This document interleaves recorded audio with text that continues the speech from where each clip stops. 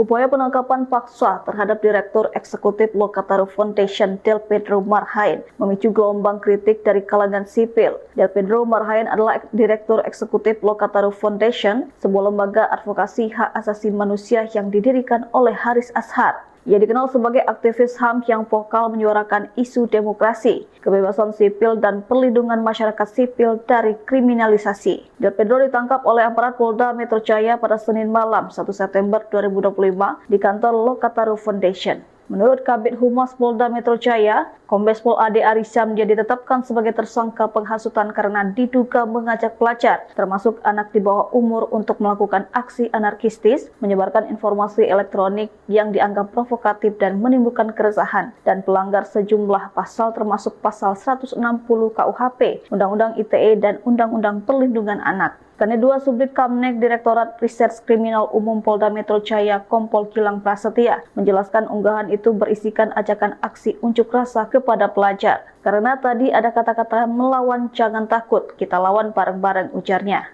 Kini upaya penangkapan itu penuh kontroversi. Dalam pernyataan resminya, Lokataru mengungkap dugaan pelanggaran prosedur oleh aparat Polda Metro Jaya, mulai dari larangan akses komunikasi, penggeledahan tanpa surat resmi, hingga perusakan kamera pengawas di kantor mereka. Penangkapan yang berlangsung pada Senin malam pukul 22.45 waktu Indonesia Barat itu disebut berlangsung tanpa penjelasan hukum yang jelas, nampak sorotan terhadap praktik penegakan hukum dan kebebasan sipil di Indonesia.